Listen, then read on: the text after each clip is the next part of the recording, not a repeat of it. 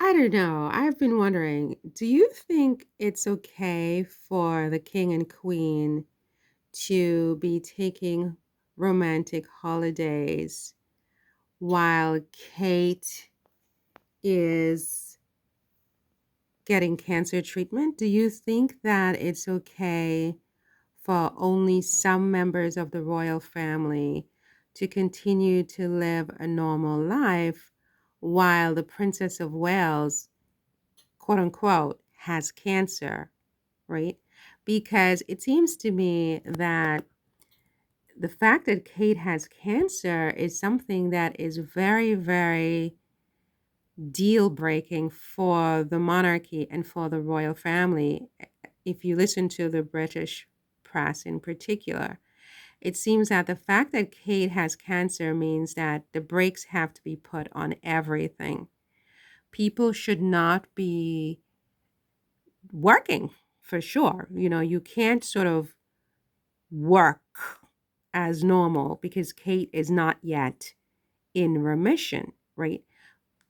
To wit, Meghan's American Riviera Orchard Company, it seems like it's been put on hold under pressure from the press and from the royal family that she is behaving inappropriately and insensitively by continuing to work, by continuing to open businesses, by continuing to conduct her life as if nothing has happened, when in fact the whole world knows that the world has come to an end because Kate is getting preventative chemotherapy. So when I saw this headline this morning in the Daily Mail that the king and queen had just touched down at what does it say here? Time for the royal R&R. Okay. King Charles and Queen Camilla arrive in Aberdeen for a restful and romantic break at their beloved Birkhall retreat as pairs celebrate 19 years of marriage in the healing Highlands. This was yesterday that this was done. I mean, I understand that they have an anniversary to celebrate, but 19 years of marriage, I mean, God bless them, but it's not necessarily, to my understanding, a sort of benchmark year anyway. And the king is recuperating from cancer, and Kate is getting preventative chemotherapy. And you have said that Meghan can't do anything. And it seems like Meghan has listened to you, right? Because I mean, I haven't heard anything further about American Riviera Orchard. I think she's even taken down her video, if I'm not mistaken, from Instagram. And it just seems to me that if the rule is that Meghan can't work and Meghan can't continue her life as usual because Kate is getting treatment to prevent cancer from entering her body, then it seems to me that it's highly insensitive for other members of the royal family to continue business as usual, whether it's celebrating their anniversary, whether it's taking sexy bikini clad holidays in the sunny Caribbean, whether it's going off to Bahrain in the Middle East on a private jet with the likes of Jeremy Clarkson, whether it's frankly even working as far as making appearances in the name of the crown. I mean, it just seems to me that there needs to be a complete blackout of all activities from all members of the royal family until Kate announces she's in remission, because it seems that that is the rule for Meghan, who's not even in the royal family. She's not in England. She's living her life across the pond in America and across the country. She first crosses the pond, then she has to cross across the entire country. So it's really far, right? And she has been asked to put the brakes on her life, to put the brakes on her business, to put the brakes on her activities, to stop living life as usual. So, why is it that everyone else is allowed to continue life as usual, but Meghan has to go sit under a rock? I don't understand this. Make this make sense for me, someone. Am I unreasonable to say that it is highly insensitive of members of the royal family who are indeed close to Kate, not just the royal family and Kate's immediate family, namely her parents, her brother, her sister, to continue work as usual, to continue holidays as usual, to continue outings as usual, while Kate is getting cancer treatment, while at the same time, the Duchess of Sussex, who has nothing to do with any of this, is being asked to stop her life and is being called insensitive, is being called the Viscountess of Venom in this very paper, right? That calls Charles's holiday a royal R&R.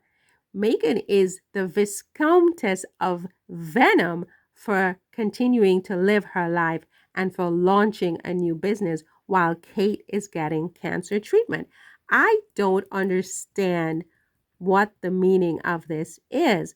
It seems to me that if the rule is that Kate is so very important that they can reach across the Atlantic Ocean to stop Meghan from continuing to live her life, to run her business, to earn a living, to go on a nice date with her husband, whatever it is, they can pretty much reach across and call her the Viscountess of Venom, and Princess Neville was, etc., for being insensitive to the Princess of Wales. It seems to me that everybody in the royal family, especially those in close proximity to the stricken Princess of Wales, should be forced to abide by the same rules.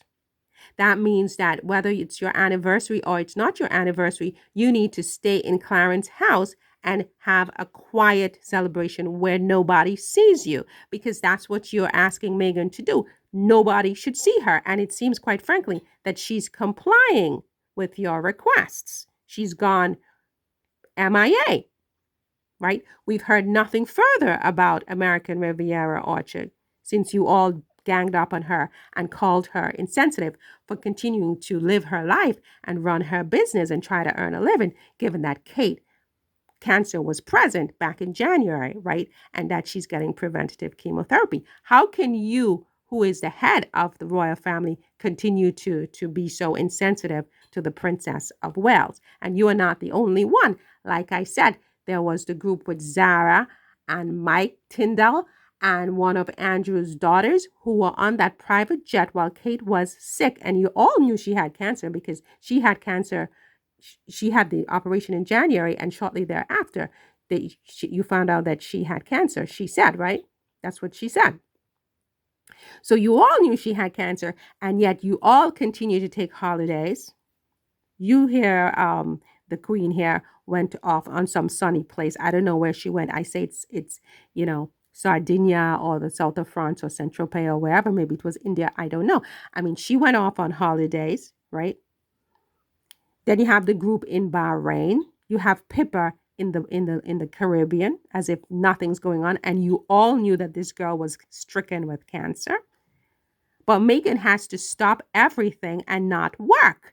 I don't, and the Daily Mail is the same paper that called her the Viscountess of Venom, written by somebody with the name Kennedy, conveniently without a first name, right? Or last name for that matter. She only had one name, Kennedy. I should say, had one name, Kennedy, right? But you guys can continue to live business as usual. The hypocrisy is breathtaking.